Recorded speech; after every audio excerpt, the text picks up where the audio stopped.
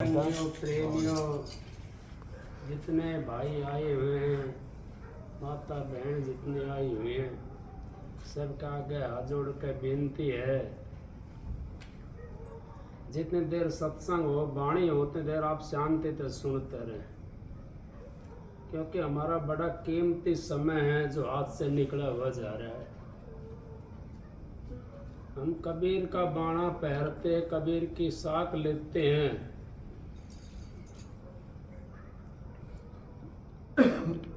और उनको शिरोमणि संत भी हम कहते हैं,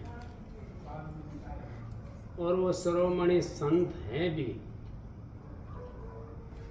लेकिन हम तो खाली कहने कहने में रह गए, कहने कहने में रह गए। कबीर साहब ने तो नो कहिए, एक अपना जीवन को अगर पवित्र करना है, भाई कह रहा नबजिया वैद्य क्या जाने, मुझे दिल की बीमारी है। अब वो दिल की बीमारी कौन सी है, कहाँ कटती है, ये कबीर साहब ने स्पष्ट कर दिया हमारे को। उन्होंने खुली बता दी, अगर दिल की बीमारी तो उस घाट पे कटती है जा करके, जब हम संतों के घाट पर चले जाते हैं तो हमारे दिल की बीमारी कट जाती है। जैसे धोबी के घाट पे कपड़ा जाता है, तेली का हो, हलवाई का हो, राजा का हो, फकीर का हो, किसी का भी हो, तो सबका उज्जवल हो जाता है कपड़ा। वो उसके अंदर कोई वो नहीं रहता कि ये तेली का है या हलवाई का है या ये राजा का है। इसी तरीके से अगर हम उस घाट पर चले जाएं, कहने के लिए तो बहुत कुछ कह देते हैं, लेकिन हम अमल तो एक भी नहीं करते। आप कितने बैठे हुए पुराने सत्संगी बैठे हुए हो, एक सत्संग के अंदर से खाली एक ए को लेकर के आए, कै को लेकर के आए, ख को लेकर के आए, ग को लेकर के आए, घ को लेकर के आए। तो कितने सत्संग सुने होंगे आपने, बहुत सत्संग सुने होंगे। एक अक्षर को अगर हम लेकर चलते हैं सत्संग के अंदर से और उस पर अमल करते हैं, उस पर रिसर्च करते हैं, हमारा जीवन सफल हो जाता है। कहने से हमारा जीवन सफल नहीं होगा। कबीर साहब ने स्पष्ट कह दिया, कहता हूं कह जाता हूं, काई बजाऊं ढोल, श्वासा खाली जाता है तीन लोग का मोल। एक श्वास हमारा तीन लोग के मोल के बराबर जाने लग रहा है। कितने हमने सत्संग सुन लिए, कितनी हमने वाणी सुन ली, एक पे भी अमल नहीं करा हमने, फिर नबजियाबाद कैसे जानेगा। अगर हम एक वाणी के ऊपर अमल कर लें, एक फूल के ऊपर अमल कर लें, जहां पे सत्संग में जाते हैं, लेकिन कहने के लिए तो हम बहुत कुछ कह देते हैं। रोटी को पेट के बांध लो, भूख नहीं मिटेगी, भूख तो उसको खाने से मिटेगी। रोटी बांध ली पेट के, रोटी रोटी करते डोले जा, भूख तो नहीं मिट सकती। अपने पास में ये मनोचोला मिला है, ये परमात्मा से मिलने के लिए मिला है, और परमात्मा से मिलने का दरवाजा है, इसके अंदर से जाता है। बाकी किसी चोले के अंदर से वो परमात्मा से मिलने का दरवाजा नहीं जाता, क्योंकि इसको पूर्ण ज्ञान होता मनुष्य को, और ज्ञान जो देने वाला है उसकी भी समझ लेता है और अपनी भी बता देता है। कैसे जाना है मैंने, वार्तालाप करते हैं गुरु से। अगर महाराज मेरे को रास्ता बताओ जाने के लिए, वो भेद दे देते हैं हमारे को। कौन सा भेद देते हैं वो, उस मालिक से मिलने का भेद देते हैं। उस मालिक से हम मिल जाते हैं, हमारा जीवन सफल हो जाएगा। अगर हम मालिक से नहीं मिलते तो हमारा जीवन सफल कैसे होगा। फिर चाहे भाई नबजिया वैद्य के पास में जाओ और चाहे संसार वाले वैद्य के पास में जाओ, चाहे वैसे वैद्य के पास में जाओ, किसी के पास में जाओ, क्योंकि जब तक मन अपना सांस नहीं तब तक लगती देर। अपने मन के ऊपर वो सच्चाई को हमने नहीं धरा, इतना हमारे को देर लगेगी। जब हमने उस नाम को अपने हृदय के ऊपर रख लिया, सच्चाई क्या है? सच्चाई तो नाम है। आपने सुना होगा, कहते भी हैं, कबीर साहब की बाणी लिखते हो आप लोग। कबीर साहब तो सर्वमणि संत हैं और वो अभी भी हैं। कबीर साहब ने कह दिया, कबीर कबीर क्या करे, सो दो अपना शरीर, पांचों इंद्री बस करता का नाम कबीर। किसने कर रखी है पांचों इंद्री बस? किसने करी है? कहते तो बहुत कुछ है, बहुत कुछ कहते। एक इंद्री को बस में कर लो, जब भी कबीर बन जाएगा। कौन सी इंद्री? ये खाने वाली भूख वाली इंद्री, इसको बस में कर लो। देखो फिर जब ये बस में होगी, हमारा खान पान सुधर जाएगा। हम तो कहीं भी जाते हैं, कैसे करते हैं, कुछ भी करते हैं, कोई वो नहीं है। भाई खाली नाम ले लिया हमने, मकान के ऊपर लिखवा दिया, सत साहेब, राधा स्वामी, फलाना, उससे नहीं बनोगे, उससे उद्धार नहीं होगा। उद्धार तो जब होगा जब उस जगह हम पहुंचेंगे, उसके ऊपर चलेंगे। गाड़ी पे लिखवा लिया नाम, उससे भी उद्धार नहीं होगा। हमने तो वो काम कर रखा है दूसरे के बताने के लिए। अपने ऊपर अमल करना चाहिए। हमने अपने ऊपर जब अमल करेंगे तो हमारा काम बन जाएगा। और इसी जन्म के अंदर मैं गारंटी देता हूं इस बात की। क्यों देता हूं? गुरु में कसूर नहीं होता, कसूर शिष्य में होता है। गुरु कहता है वो करते हैं हम। गुरु ने यूं कहिए 2.5 घंटे भजन पे बैठना है, 10वां हिस्सा देना है। अब 10वां हिस्सा हम तनख्वाह का देते हैं ले जा करके, और वो भी वो उसको लेकर के रख लेते हैं। वो 10वें हिस्से को लेकर के रख लेते हैं, उनको पता ही नहीं 10वां हिस्सा कौन सा होता है। मैं किसी की बुराई नहीं कर रहा हूं, कोई भाई नाराज ना हो जाए मेरी बात से। मेरी बात कड़वी जरूर है, लेकिन वो काम करती है बाद में। 10वां हिस्सा वो परमात्मा का भजन का है। 24 घंटे होते हैं दिन रात के अंदर। उस 24 घंटे में से 21.5 घंटे अपने काम में ले लें, अपनी गृहस्थी के अंदर ले लें, अपनी रिश्तेदारी में लगा दे, अपने बच्चों के अंदर लगा दे, पढ़ाई का काम कर ले और यार परिवार का काम कर दे। उसमें 2.5 घंटा उस परमात्मा के ऊपर बैठो आप, उसके नाम के ऊपर आप बैठोगे 2.5 घंटा। चाहे आपका भजन बनो या मत ना बनो, वो आपका काम नहीं है। आपने तो साधन के ऊपर बैठना है। आज नहीं बनेगा तो कल बनना शुरू हो जाएगा, कल नहीं बनेगा तो परसों बनना शुरू हो जाएगा। उसने तो बनना जब हम रोज एक काम के पीछे पड़ जाते हैं, उसने तो बनना है। क्योंकि हमारा जब देह उस जगह होगा, तो हमारा देह जब वहां होगा तो हम उस जगह जरूर पहुंचेंगे। आप अब कहीं से आ रहे हो, ताउडू से आ रहे हो, कोई कहीं से आ रहा है, कोई भाई कहीं से आ रहा है। जब आपका निशाना था यहाँ का, तभी तो आप यहाँ पे पहुंचे हो। निशाना बना लेते आप सुनारी का, यहाँ नहीं पहुंचते। हमारा निशाना कहाँ का बना हुआ है? हमारा निशाना तो परिवार का बना हुआ है।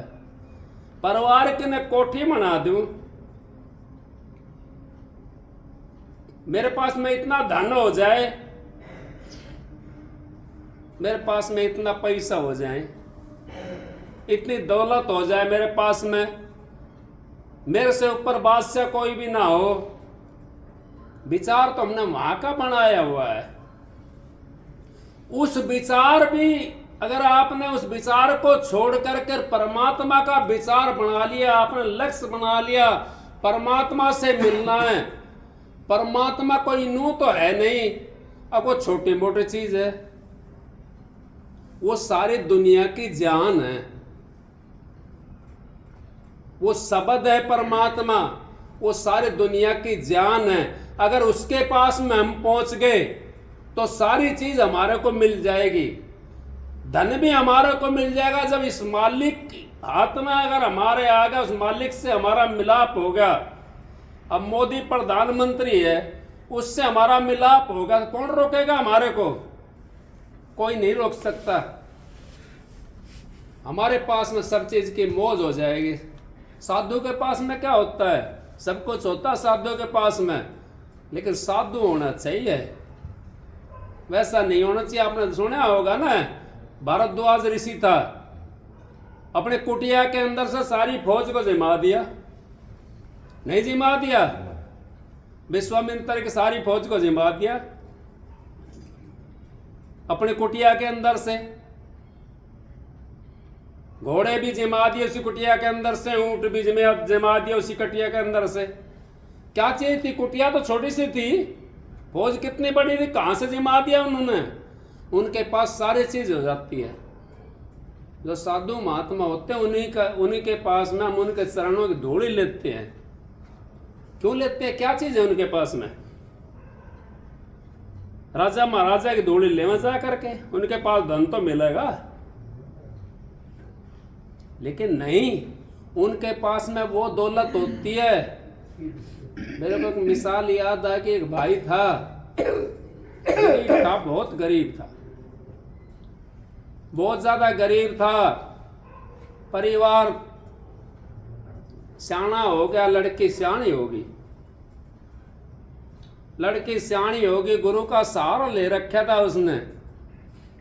तो बोला भाई गुरु के पास में जाता हूं, लड़की सियानी होगी, शादी के लिए गुरु को सहारा लगा दे तो अच्छी बात है। चले गया गुरु के पास में, पहुंच गया, गुरु बैठा हुआ था। हाँ भाई प्रेमी कैसे आया? अगर महाराज जी ऐसे ऐसे बात है, लड़की सियानी हो रही है, मेरे पास पैसे नहीं है उसकी शादी के लिए, कैसे मैं करूं?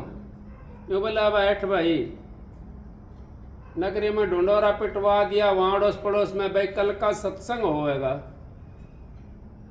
कल का सत्संग होएगा, और जितना पैसा इसमें आऊंगा ना सेवा का, वो सारा तेरा होगा।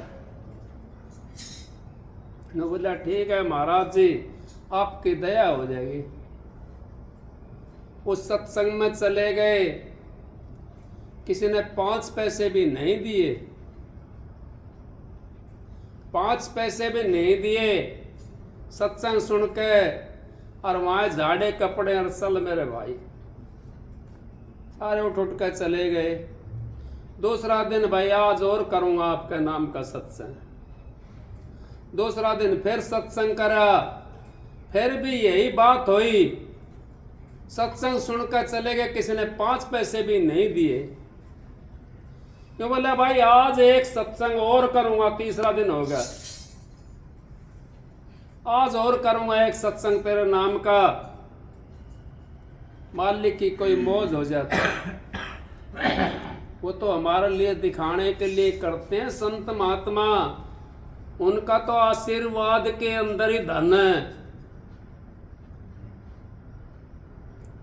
संत महात्माओं के पास में तो हम बाद में जाते हैं, अपने माँ बाप के पास में अगर आशीर्वाद ले लें हम, उनके भी आशीर्वाद में हमारे को ताकत मिलती है, उसको कोई काट नहीं सकता उस आशीर्वाद को।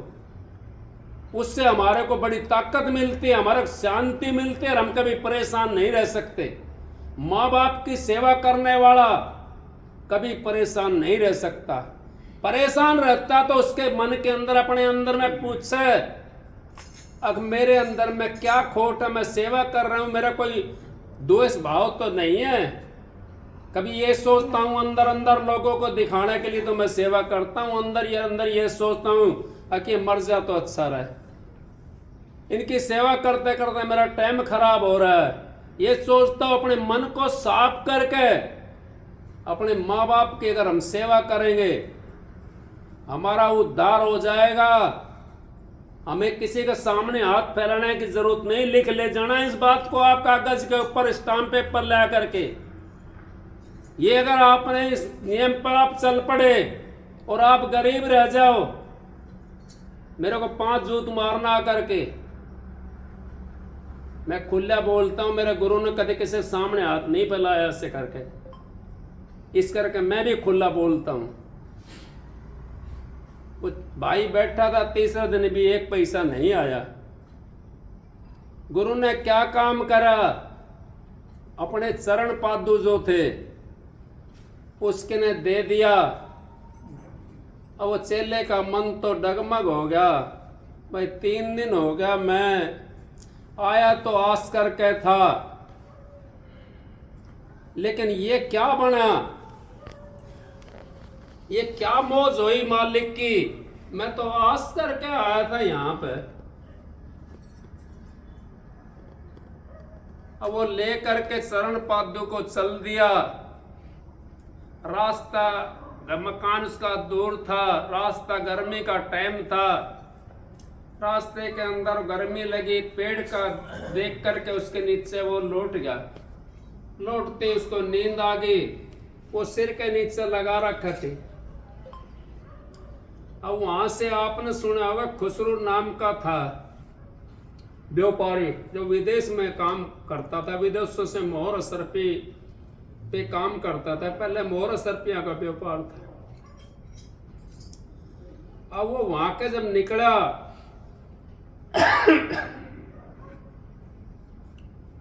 तो उसको खुशबू आई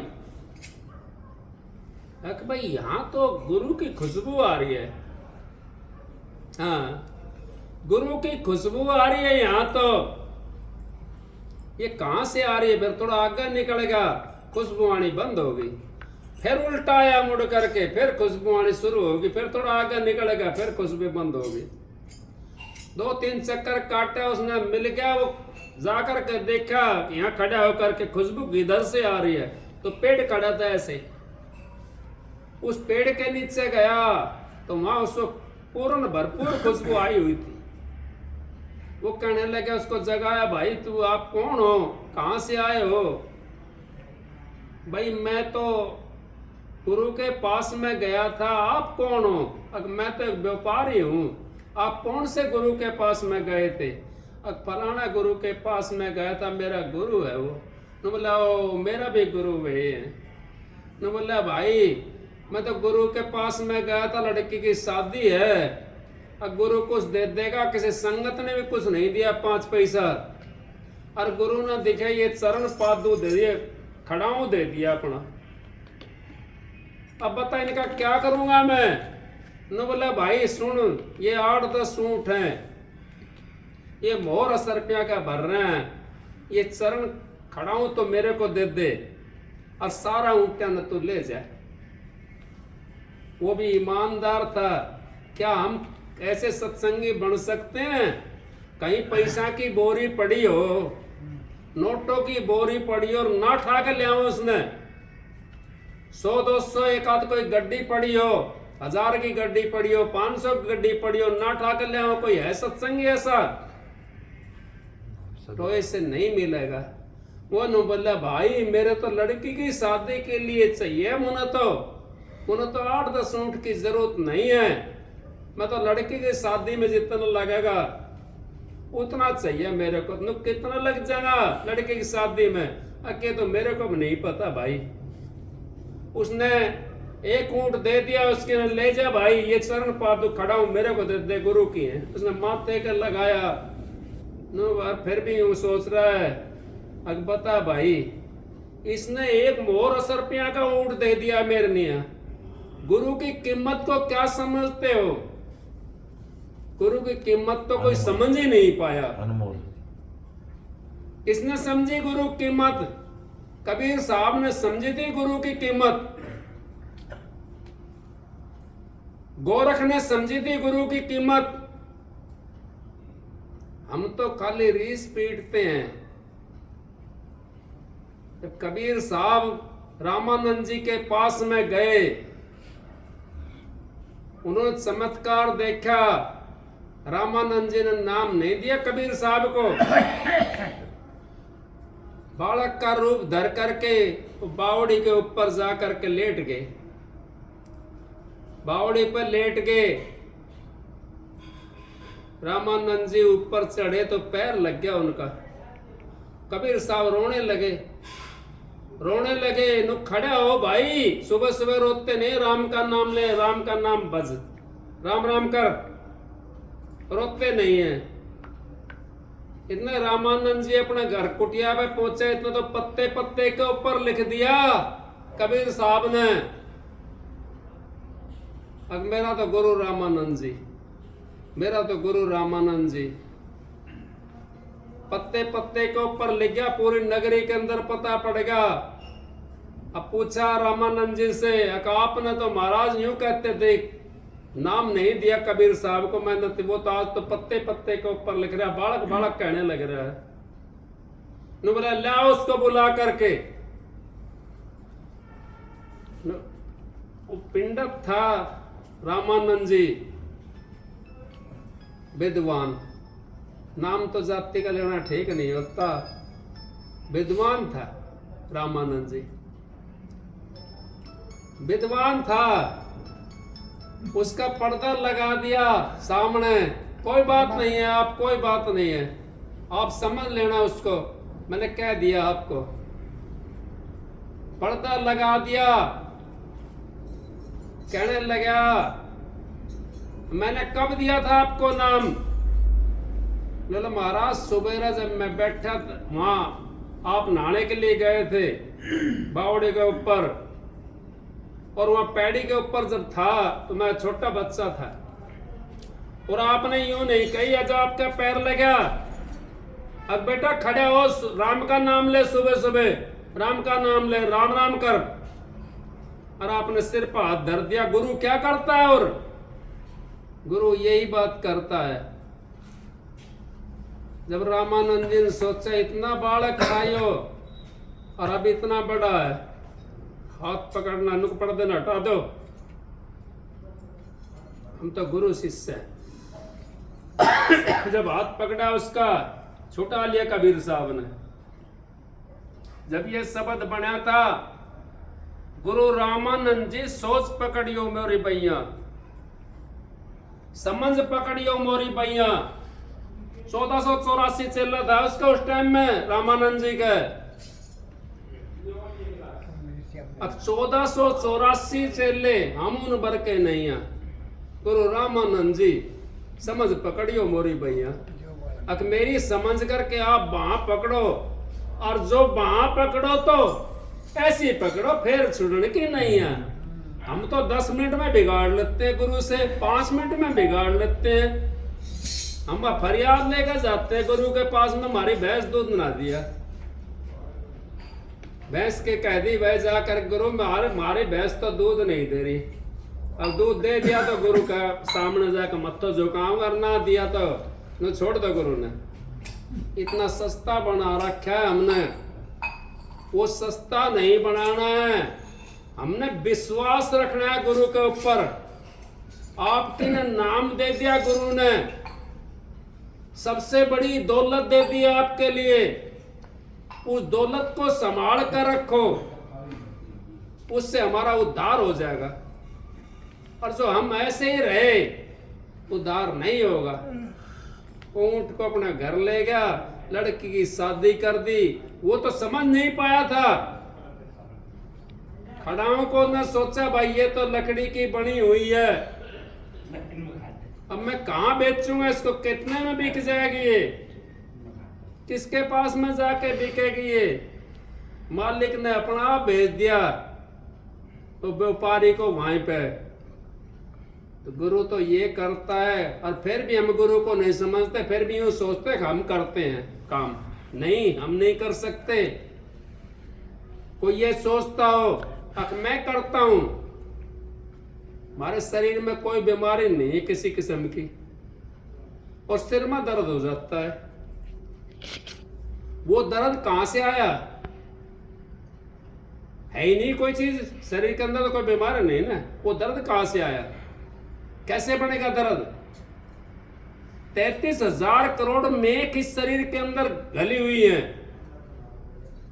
और कौन सी मेख किस टाइम चले, उन मेखों के ऊपर काबू गुरु करता है। उन मेखों के ऊपर काबू गुरु करता है। जब गुरु के आप नाम में लग जाओगे तो आपका दुख भी अगर होगा ना, वो भी सुख में बदल जाएगा। सुमरन में गए बुलाई, सुमरन में गए बुलाई। जब तक आप सुमरन नहीं करोगे उस दुख को आप भूल नहीं सकते। कहने के लिए तो कुछ भी कह दो भाई, कहने के लिए तो बहुत कुछ है, लेकिन उस पर अमल अगर एक बात का भी हम कर लें, मैंने पहले ही कही आपसे, एक अक्षर लेकर जाए सत्संग में सारा में से, एक अक्षर भाई वहीं दे दो, उधर दे दे भाई।